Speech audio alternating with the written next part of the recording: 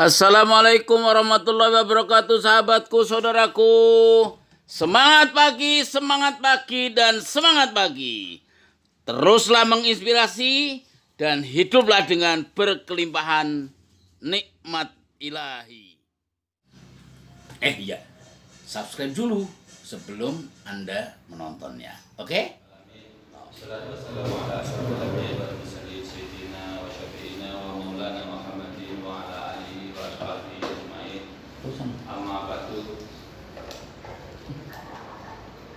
Bapak, ibu-ibu, ada ya, Bapak sekalian, terima kasih telah datang di undangan atau mengikuti pelatihan bisnis Nusamad yang dikomandoi atau yang akan banyak disampaikan oleh Bapak Salim. Terima kasih juga Pak Salim yang akan menjawabnya pada kami. Pada saya kenalkan, tadi sudah dikatakan saya mewakili PCNU, yang mana saya sebenarnya kan memang wakil sekretaris yang di situ supervisi dalam program-program yang dijalankan oleh lembaga perekonomian, kemudian juga Rajisnu, kemudian juga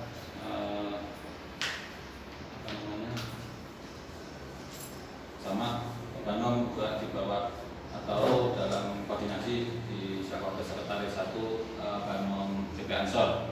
Gitu.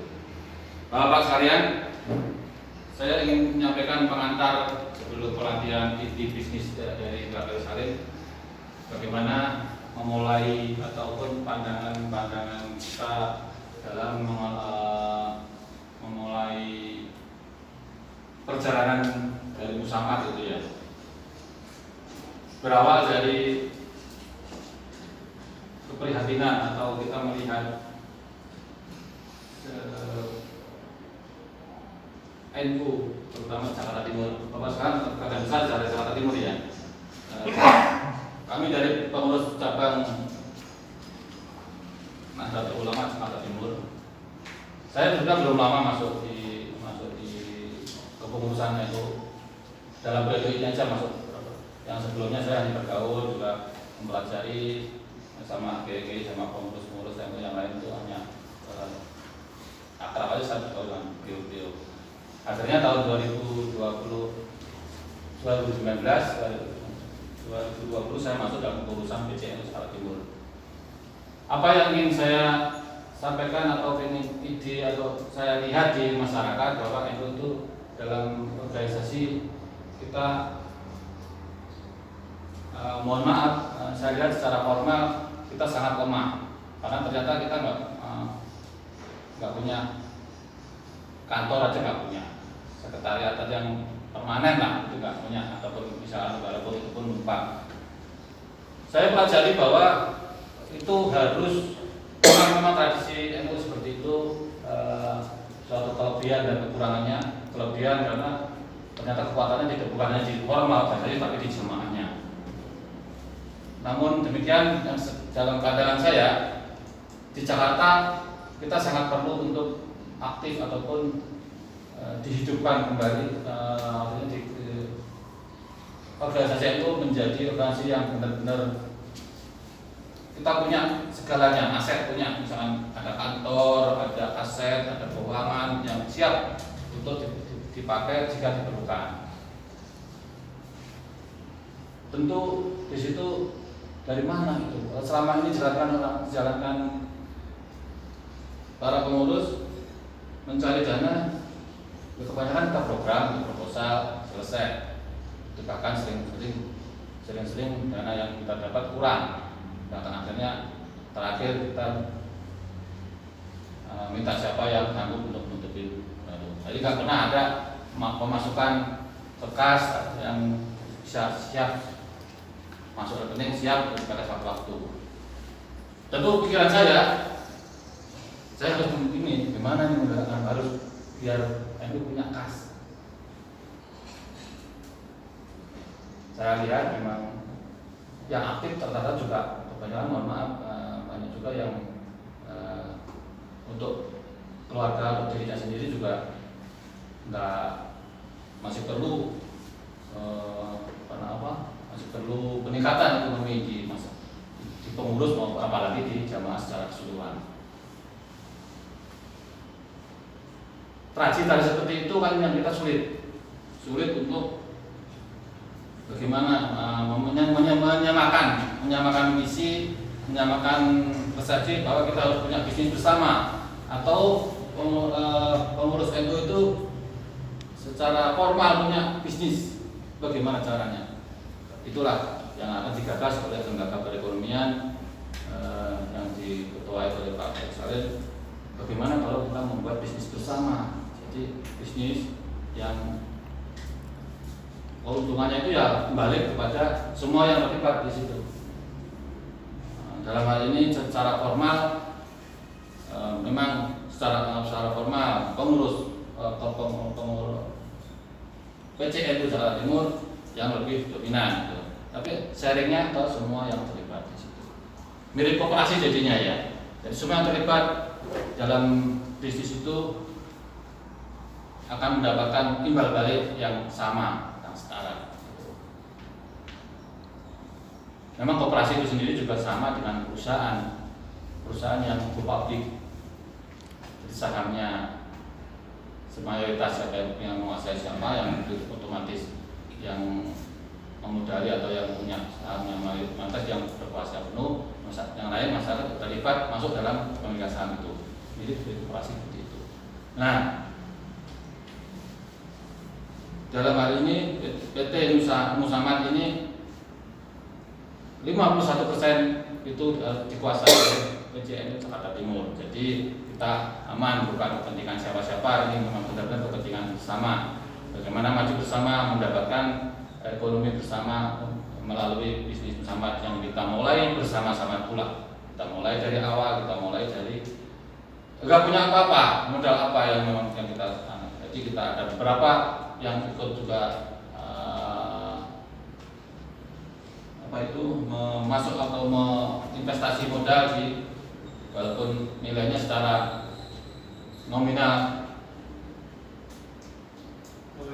Assalamualaikum. Silakan di. Jadi seperti itu. Kita perjalanan membuat suatu bisnis bersama.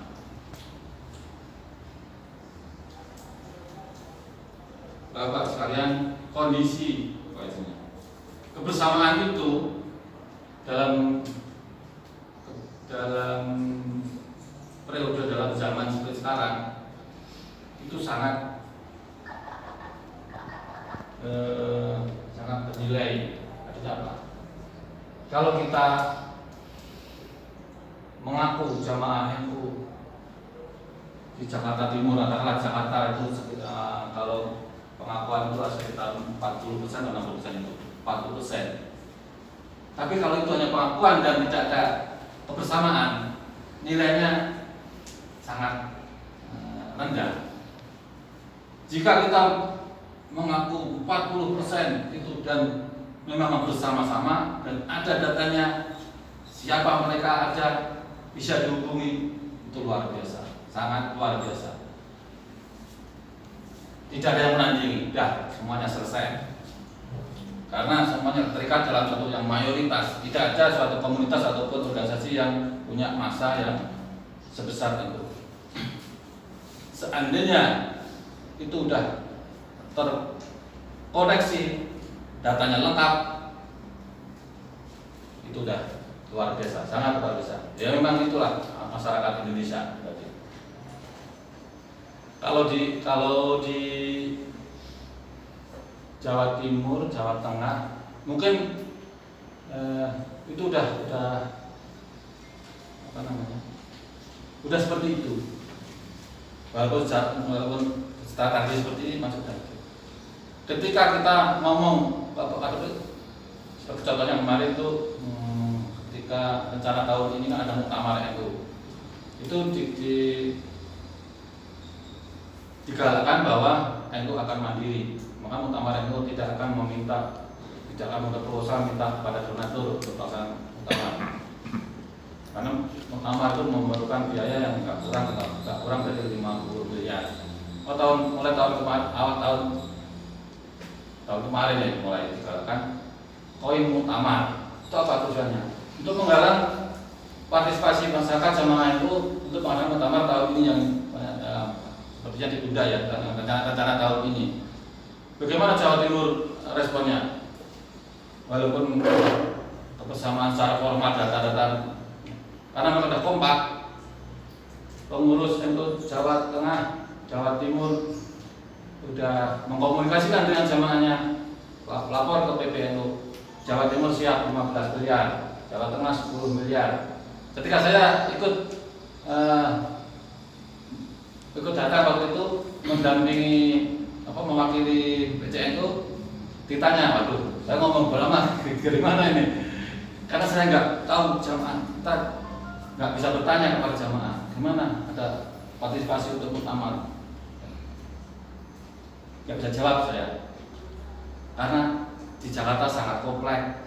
Yang pengakuan jamaah itu yang 40% dari total masyarakat itu secara amaliyah mungkin seperti itu ya, 40% secara amaliyah ibadah itu sama dengan itu. Tetapi secara organisasi ternyata sangat kompleks. Banyak sekali organisasi yang di Jakarta yang kadang-kadang di NU di sini, kadang-kadang di FPI, MUI juga merasa sebagai organisasi punya masa sendiri itu. Jadi terganggu dengan banyaknya kapasitas Jakarta. Akhirnya jamaah NU sendiri itu sama NU-nya sendiri kadang-kadang saya nggak tahu, nggak ngerti, nggak paham, nggak merasa kalau dia sebagai jamaah NU itu sebagai organisasi. Maka tahun melalui bisnis ini juga bisa, kalau kita sudah bersama-sama, kita juga kan tentu untuk mengembangkan jaringan bisnis ini ke teman-teman saudara dekat kita yang otomatis juga saudara-saudara NU. Dari situlah kita akan terjadi suatu pengumpulan data ataupun koneksi yang saling membantu yang sangat erat. Nah, itu berarti juga di samping untuk membesarkan jaringan bisnis, juga akan menguatkan jaringan ataupun organisasi NU itu sendiri. Nah, saya memandang seperti itu, Bapak sekalian. Adanya data masyarakat, data komunitas, data jamaah NU yang lengkap, itu juga sudah mulai dibuat dari PBNU dengan mulainya tahun 2 tahun lalu diluncurkannya program Kartanu atau NU. Tapi lagi-lagi pendataan Kartanu yang waktu itu saya juga ikut mendengarkan sosialisasi Kartanu, mungkin Bapak yang sudah pernah mendengar sosialisasi, sangat luar biasa, akan membuat suatu kartu keanggotaan yang di situ akan berfungsi sebagai jaringan bisnis, jaringan juga jaringan IT yang akan terkoneksi dengan Kartanu, yang di situ ada payment juga, macam-macam sedekah lewat situ. Tapi sampai sekarang lagi-lagi mungkin ada yang tidak berkenan kalau NU jadi kompak, jadi ada satu data yang big data yang nasional yang kompak. Perjalanannya sangat banyak hambatan, dan terakhir saya dengar malah baru mulai tahun ini mau digalakan lagi dengan sistem yang baru. Karena waktu itu kan Kartanu dengan Bank Mandiri nggak salah. Nggak tahu bagaimana Bank Mandiri ternyata yang udah MOU di awal dalam perjalanannya hanya nggak tahu ketika cabang nggak tahu, kita harus urus ke pusat, repot pokoknya, terhambat. Sangat luar biasa itu Pak. Kalau saya dengar kalau Kartanu itu sudah berhasil, jadi semua data dikumpul dari satu, apalagi di PBNU nasional, pas jamaah NU sudah ada datanya, profilnya ada. Wah, itu sangat luar biasa kekuatannya. Kita mau mandiri menjaring bisnis internal itu sangat mudah karena sudah data jelas itu. Maka mungkin sekarang inisiasi dari Pak Ali Salim dalam bisnis ini juga akan kami kaitkan dengan nanti juga pendataan warga NU, mungkin seperti itu. Ya, kami ada inisiasi dari pengurus cabang sendiri, mungkin daftar keanggotaan NU akan dilaksanakan dilaksanakan juga oleh PCNU. Nanti tinggal misalkan kita PCNU sudah punya data lengkap, mau digabung dengan BPO tidak gabung nggak masalah seperti itu. Jadi mulai tahun 2020 ini yang semangat kepengurusan di PCNU Jakarta Timur yang luar biasa, semuanya punya program yang luar biasa. Dengan hambatan, langsung ada hambatan terjadinya pandemi COVID ini, dan alhamdulillah LPNU sudah bisa meluncurkan program bisnis bersama dengan Nusamat ini sangat luar biasa. Begitu dari Pak Resalim ya.